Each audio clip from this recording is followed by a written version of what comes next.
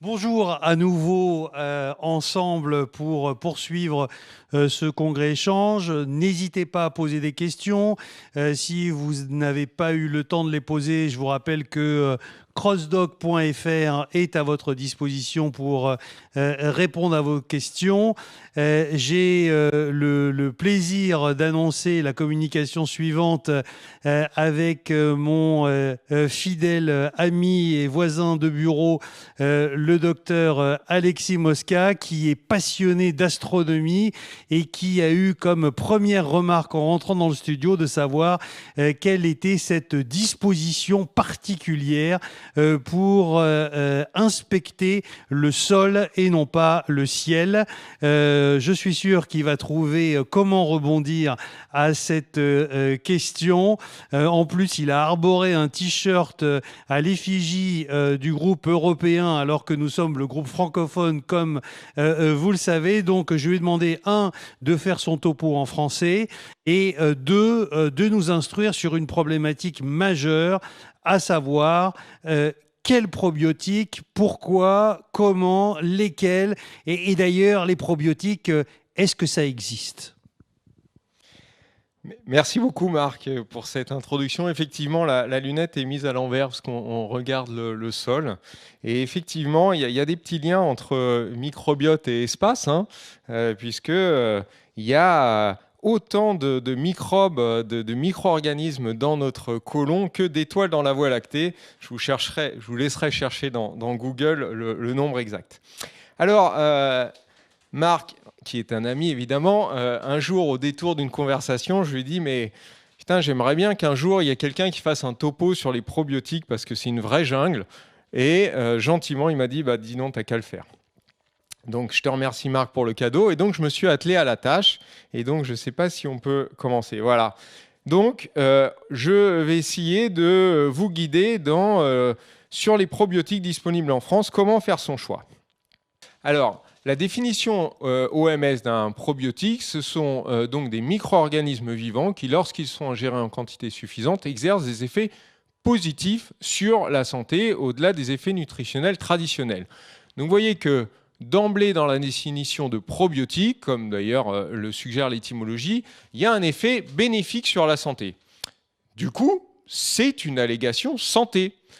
Et du coup, en France, eh bien, et voilà, maintenant ça passe trop. Et du coup, en France, eh ben, on n'a pas le droit d'utiliser cette allégation. C'est-à-dire, la DGCCRF dit que les allégations de santé concernant les micro-organismes comme les probiotiques ont été rejetées. La plupart des allégations santé portant sur les autres propriétés antioxydantes, etc., ont également été rejetées. Donc, fin du topo, il n'y a pas de probiotiques disponibles en France.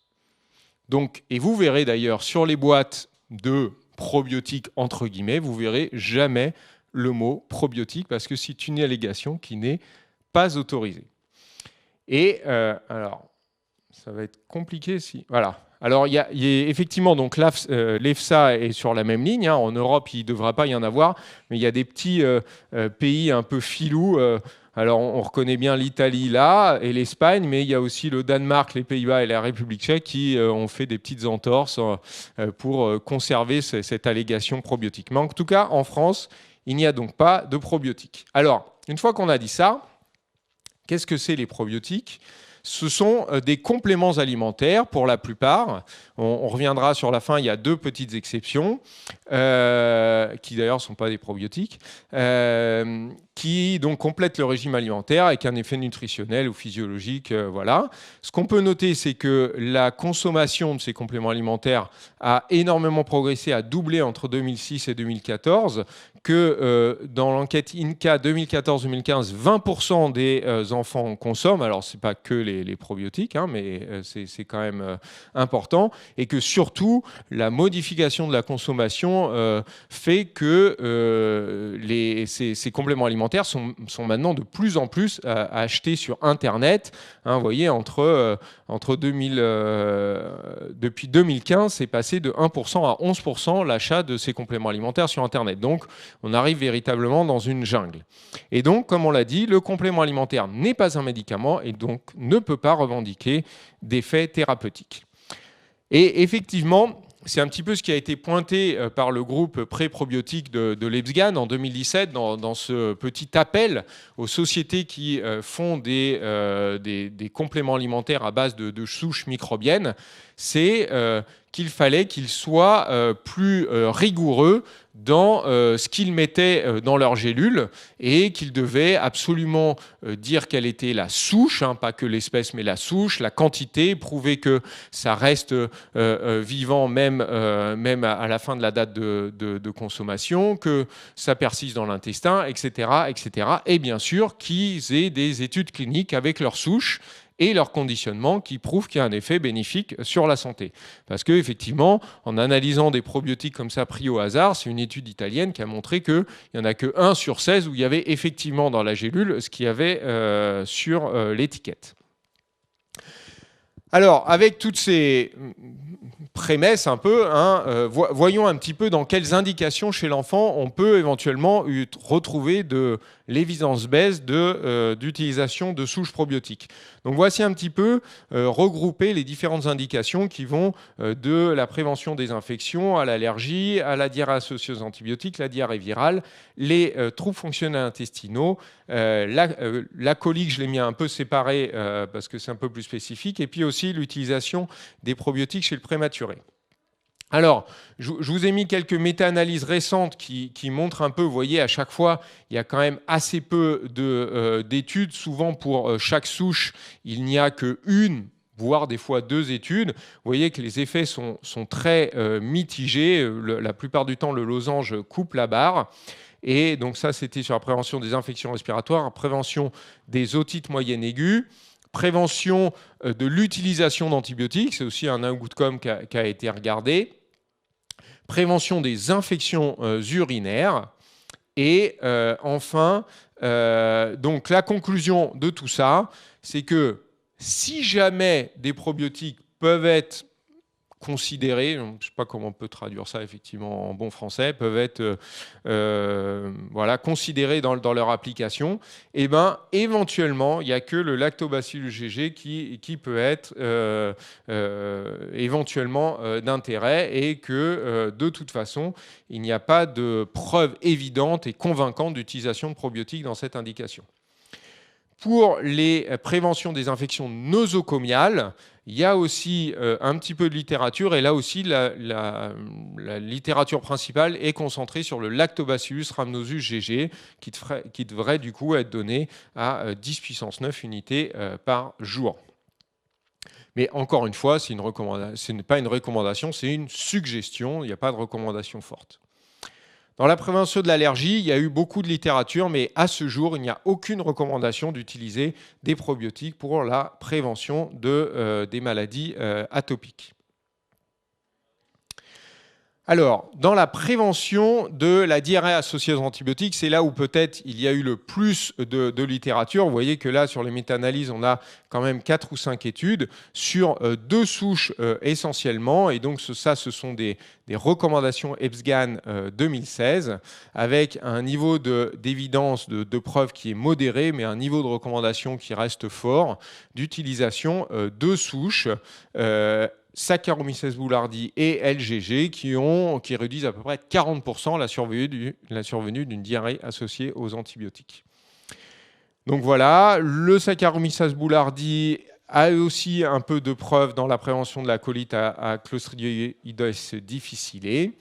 Et la dernière chose qui est notée dans ces recommandations, c'est qu'il n'y a pas d'étude d'efficacité chez les enfants sévèrement atteints, parce que c'est sûr qu'on pense, nous, dans une pratique quotidienne libérale, à un antibiotique donné dans des indications assez banales, comme des infections des voies aériennes supérieures, mais dans des cas d'utilisation, peut-être dans un enfant plus sceptique à l'hôpital d'antibio-IV, il n'y a pas eu, évidemment, d'études dans ces situations-là.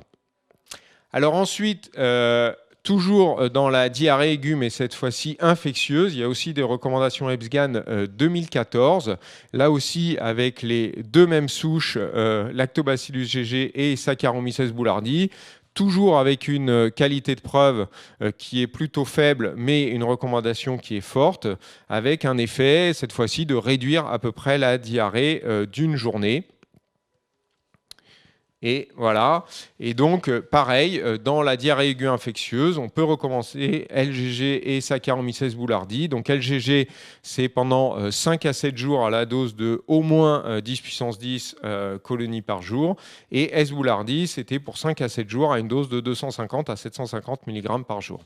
Les autres souches n'avaient pas suffisamment de preuves et on suggère de donner les probiotiques en début de diarrhée aiguë, ce qui est logique puisque comme la diarrhée aiguë va durer 3-4 jours et que si on veut réduire d'une journée, c'est sûr que si on le donne au bout de 3 jours, on a peu de chances d'avoir un effet. Ensuite, on passe aux troubles fonctionnels intestinaux. Donc là, il y a des études essentiellement, comme vous pouvez le voir, sur le L. reuteri, sur Lactobacillus GG. Et là aussi, on a quelques essais randomisés contrôlés dans cette situation-là, mais aucune situation de recommandation peut être faite. Et du coup, dans les troubles fonctionnels intestinaux, aujourd'hui, il n'y a pas de recommandation chez l'enfant de donner des probiotiques. Alors un cas plus particulier, c'est la colique du nourrisson que j'ai un peu donc séparé des troubles fonctionnels intestinaux de l'enfant plus grand. Là, il y a un peu plus d'études et de preuves. Et ici, on a surtout le L. reuteri, donc DSM 17938, qui a fait 4 études recouvrant 345 enfants. Et vous voyez que à J21, évidemment, et dans le groupe placebo et dans le groupe probiotique, les pleurs diminuent, ce qui est attendu, puisque, et je le dis sous couvert du spécialiste international de la colique du nourrisson qui est là, ici, assis à côté de moi. Donc, il y a une évolution, c'est une chronopathologie, hein, donc ça diminue avec le temps. Et en fait, il y a un petit effet, puisque entre ceux qui vont avoir le probiotique ou pas le probiotique, ceux qui vont avoir le probiotique pleurent 25 minutes de moins qu'à J21. Donc c'est un effet qui est statistiquement significatif, qui est cliniquement probablement intéressant, mais enfin vous voyez bien que sur les courbes, que ça ne reste pas quelque chose de spectaculaire. L'autre chose, c'est que l'effet, comme vous le savez probablement, a été beaucoup plus noté chez les enfants allaités au sein que ceux au biberon. Alors, il y a eu aussi une méta-analyse sur la prévention. Là, on était dans le traitement des coliques, sur la prévention des coliques. Là aussi, vous voyez assez peu d'études, surtout menées par Flavia Indrio à Bari en Italie. Et là, il y a effectivement un petit peu de littérature, toujours sur la même souche de L. reuteri, avec donc la proposition d'une posologie d'au moins 10 puissance 8 CFU par jour pendant au moins 3-4 semaines. Mais que le niveau de preuve est beaucoup plus limité en prévention qu'en curatif. Les autres souches n'ont pas de qualité de preuve suffisante. Et enfin, pour terminer, chez le prématuré, donc vous voyez là, il y a un gros travail du groupe pré-probiotique de Lebsgan qui a sorti cette network meta-analysis l'année dernière, si je ne dis pas de bêtises, ou même cette année, l'année dernière.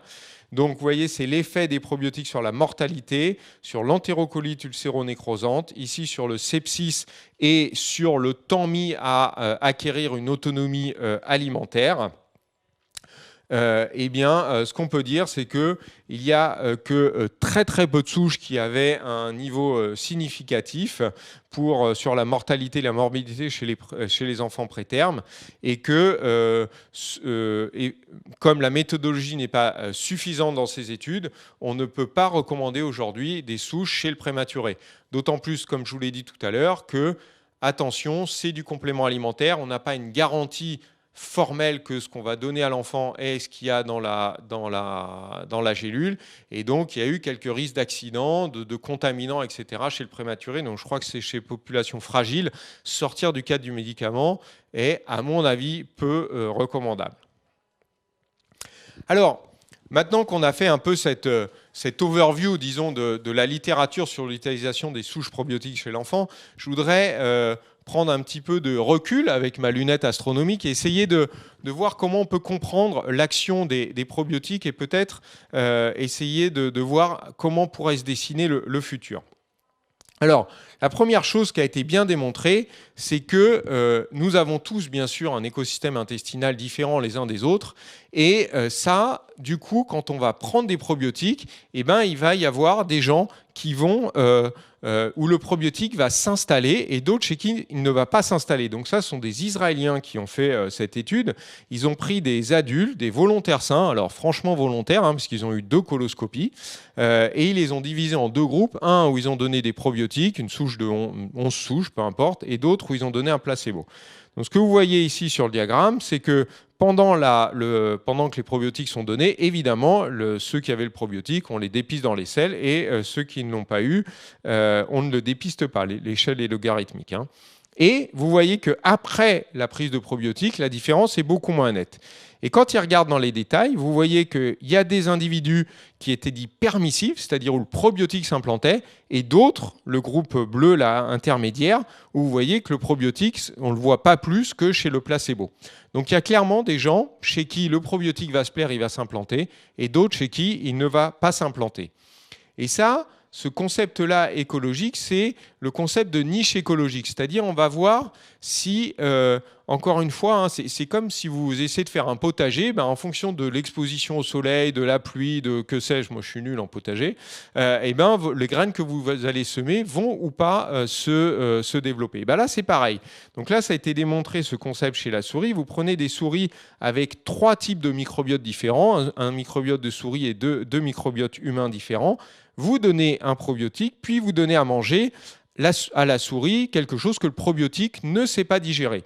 Et ce que vous voyez, c'est qu'en fonction du microbiote de base, eh bien, soit le probiotique ne s'implante pas du tout, c'est la ligne avec les petits ronds en bas, soit il va s'implanter, mais de façon transitoire.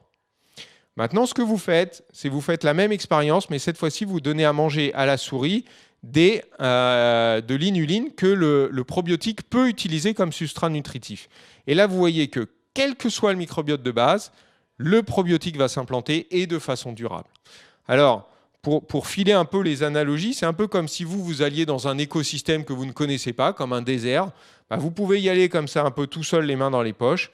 Mais si vous y allez accompagné avec un sac à dos, de la nourriture et de l'eau, vous avez plus de chances de survivre. Et ça, c'est un petit peu le concept de symbiotique, c'est-à-dire d'apporter en même temps que la souche probiotique son substrat, c'est-à-dire son prébiotique.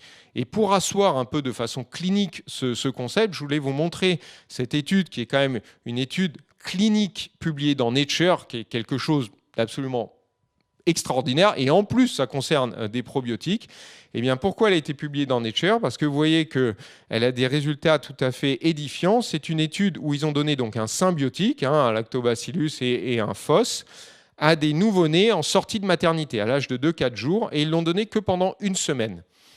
Et donc, ils ont fait 5000 enfants, groupe contre placebo.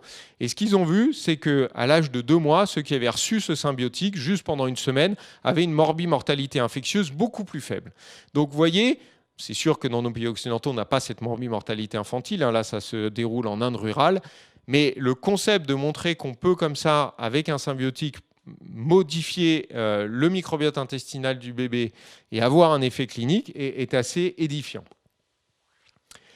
Et enfin, pour aller vers le futur, qu'est-ce que ça va être probablement le futur des probiotiques? Eh bien, qu'on disait tout à l'heure, aujourd'hui, on est plutôt sur du complément alimentaire, c'est-à-dire on parle de souches qui sont supposées bonnes, des bifidobactéries, des lactobacilles, etc. Mais aujourd'hui, ce qu'on appelle les probiotiques de nouvelle génération vont plutôt être issus de la recherche dans le sens que, par exemple, on va voir que chez les patients qui ont une maladie de Crohn, par exemple, il y a moins de Faecalibacterium prausnitzii que ceux qui n'ont pas de maladie de Crohn. Du coup, on va donner cette souche particulière, voire éventuellement modifier génétiquement des probiotiques pour apporter des gènes de fonction particuliers qui peuvent manquer, par exemple chez des patients Mickey ou dans l'obésité avec Akkermansia mucinifila.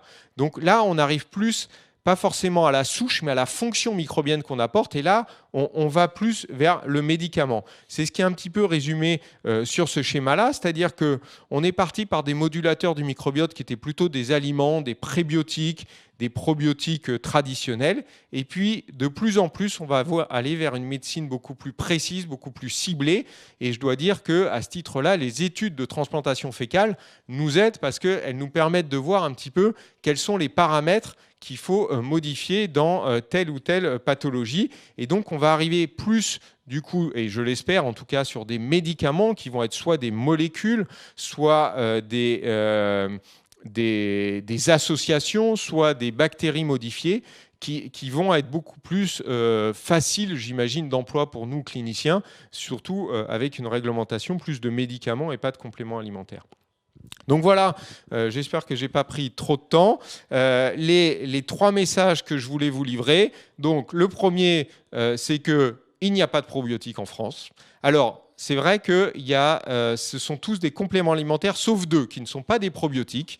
Il y a le lactéol qui est un médicament, mais qui n'est pas à stricto sensu un probiotique parce que ce ne sont pas des micro-organismes vivants. Et le Saccharomyces boulardii, l'ultra-levure, qui a encore une IAMM dans la diarrhée aiguë, mais qui est une levure, qui n'est pas une bactérie. Que les seules recommandations aujourd'hui de l'EBSGAN d'utilisation des probiotiques, c'est dans la diarrhée virale, diarrhée associée aux antibiotiques. Et il y a 2 souches qui sont recommandées, LGG et Saccharomyces boulardii. Et qu'encore une fois, vraiment, on est, je pense, là, un petit peu dans une phase de transition où on est en train de passer de probiotiques type faut manger des yaourts et des trucs comme ça, à une médecine plus de précision qui est plus du médicament et avec une compréhension du microbiote qui est meilleure. Voilà. J'ai fini. Je ne sais pas si ça a soulevé des questionnements. Je suis sûr que ça va susciter énormément de questions.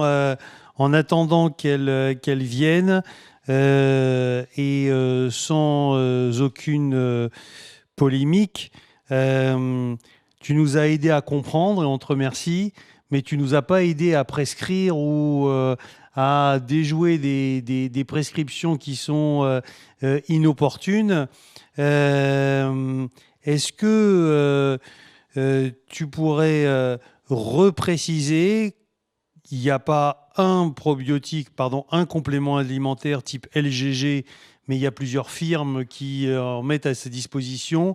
Est-ce que tu peux repréciser l'importance à la fois de la souche, à la fois de la quantité, à la fois de la posologie, en sachant qu'on a bien compris que tout le monde n'est pas réceptif à ces compléments alimentaires de la même manière. Est-ce que dans ce monde, là, tu nous as donné le principe, est-ce que dans la prescription, est-ce que quand on donne un complément alimentaire, il faut le donner pendant 21 jours, plutôt une semaine, parce que là, tu nous as donné 5 à 7 jours. Est-ce que on peut commencer avec un et finir avec l'autre? Est-ce que sur quelques souches, tu as parlé du Saccharomyces, du LGG, du Lactobacillus reuteri, par exemple, c'est ces 3 qui me viennent dans ton topo. Est-ce que tu peux nous dire toutes pas toutes les firmes, mais on ne veut pas être exhaustif.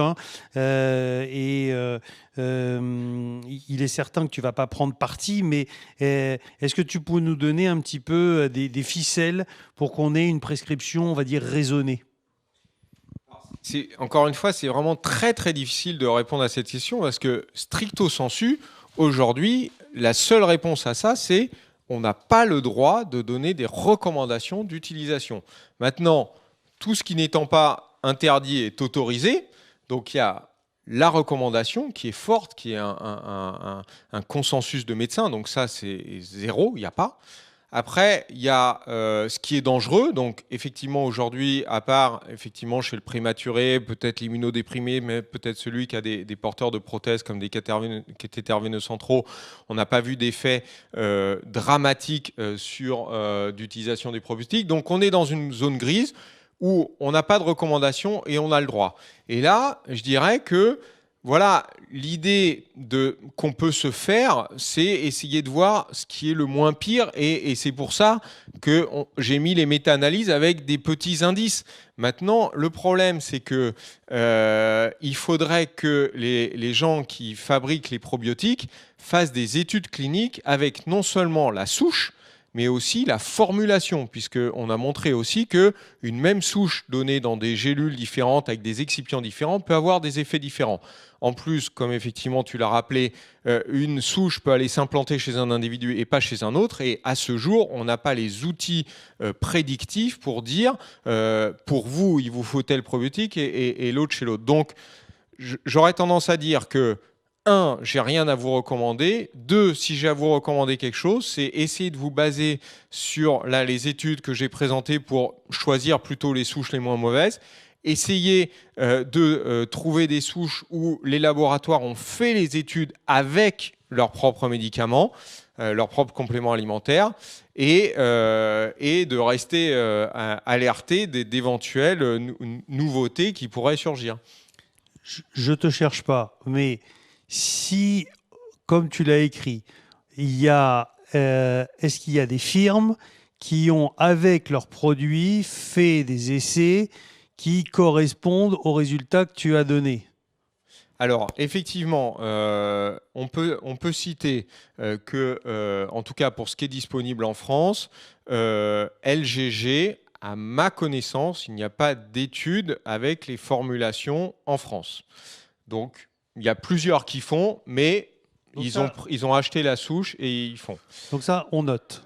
Saccharomyces boulardii, pour le coup, ça, c'est forcément l'ultralevure et c'est eux qui ont fait les études.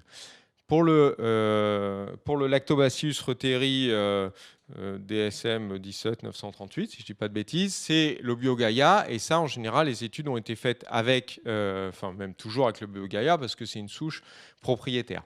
Donc effectivement, on peut éventuellement trier comme ça. D'accord. Non, c'est très très compliqué, d'autant plus que il y a eu 2 études qui sont parues dans le New England Journal of Medicine sur le traitement de la diarrhée aiguë et qui étaient négatives. Si tu veux nous en dire 2 mots peut-être. Oui, alors effectivement, je ne les ai pas pointées particulièrement. Les recommandations de l'EFSGAN de 2016 sont parues, non, de 2014 sont parues avant la publication de ces études dans le New England.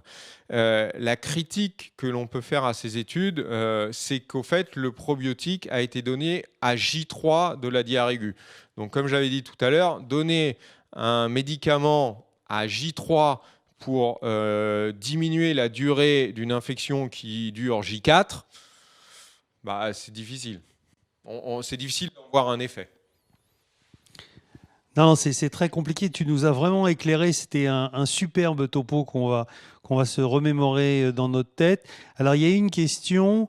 Je lis. Peut-on revenir aux fameux peut-on revenir aux fameux aliments à donner avec les antibiotiques qui sont très favorables à la bonne tolérance de ces antibiotiques?